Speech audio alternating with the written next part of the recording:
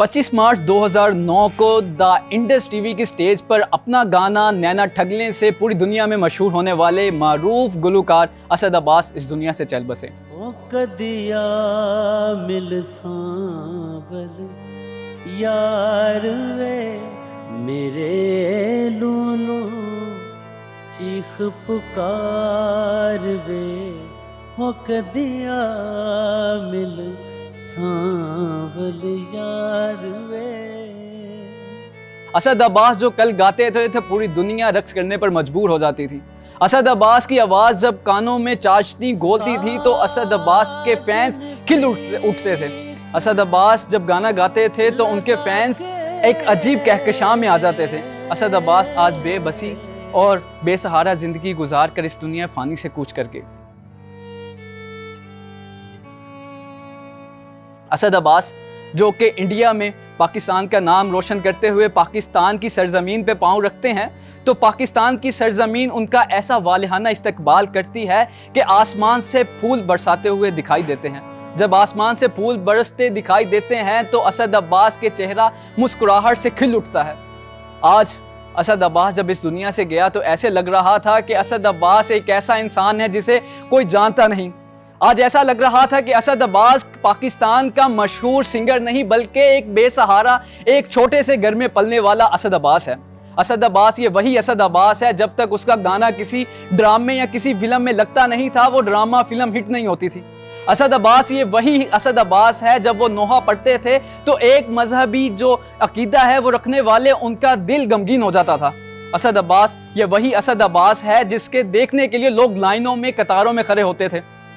आखिरी लम्हात असद अब्बास के कैसे गुजरे, कहानी है 2 माह पहले की। 2 माह पहले जब पहला इंटरव्यू करने के लिए असद अब्बास के पास जाना हुआ तो असद अब्बास की आंखें कहीं ना कहीं नम थी तो कहीं ना कहीं पुरुम्मीद भी थी।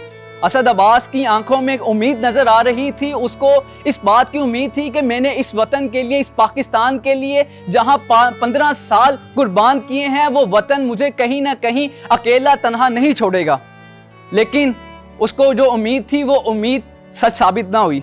इस वतन ने वही किया जो हमेशा अपने हीरोज के साथ करता आ रहा है।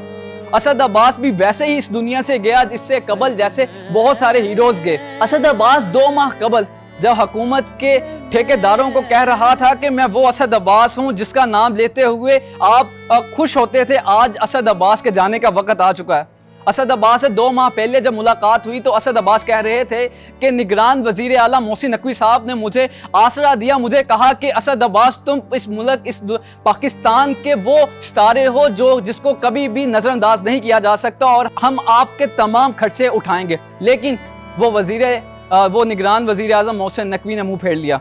वो आए थे मेरे पास, उन्होंने मुझे बड़ा हौसला दिया, तसल्ली दी और मुझे कहा कि हम आपका टोटली इलाज करवाएंगे, आपके बेटे का इलाज करवाएंगे, आपको इंशाल्लाह हम जहाँ से आपका इलाज अच्छा हो, अमेरिका से होगा तो अमेरिका से करवाएंगे, गवर्नमेंट आपका इलाज करवाएगी। तो फ़िलहाल तो अभी तक तकरीबन 3 हफ्ते गुजरने लगे हैं, अभी तक मुझे उनकी दोबारा से कंफर्मेशन कॉल नहीं आई और मैं इंतज़ार को हूँ, उनका मुंतज़िर हूँ कि वो दोबारा से मुझे करें।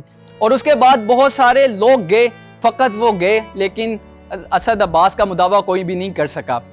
आखिर 2 दिन पहले असद अब्बास के पास आखिरी मुलाकात के लिए जाना हुआ तो उनके घर वालों से पूछा कि क्या कोई ऐसा कोई जो मुदावा करते थे, जो बातें करते थे, उनकी तरफ से कुछ कहा गया?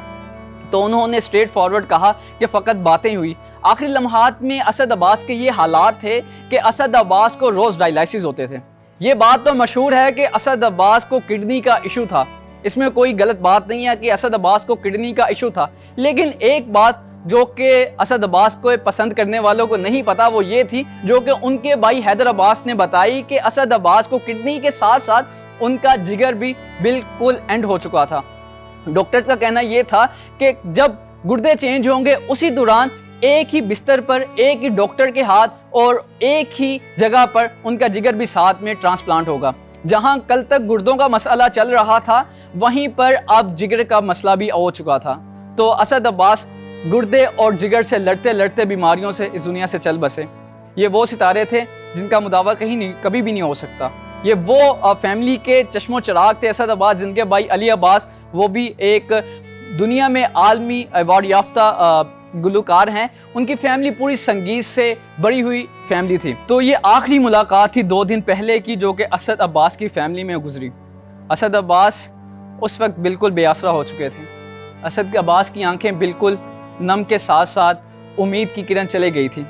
उनकी फैमिली की जो मैंने बातें सुनी कि मेरा दिल आबदीदा हो रहा था, खून के आंसू रो रहा था कि पाकिस्तान, दुनिया हर जगह पाकिस्तान का नाम रोशन करने वाला असद अब्बास, आज उसकी चेहरे, उसकी आंखें बिल्कुल मुरझा चुकी हैं।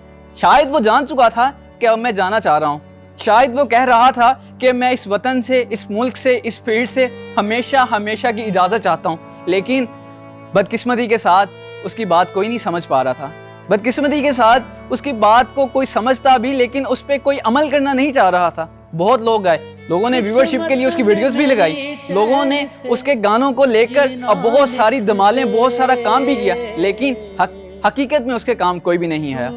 और फिर आज असद अब्बास का अभी कुछ टाइम पहले जनाजा है, और आज असद अब्बास मेरे, आपके और अपने चाहने वालों से हमेशा हमेशा के लिए दूर चले जाएगा, और उसकी आवाज़ सिर्फ कुछ ही जगह पर महफूज रहेगी। अपने मेज़बान को दीजिए इजाज़त। अल्लाह निगहबान।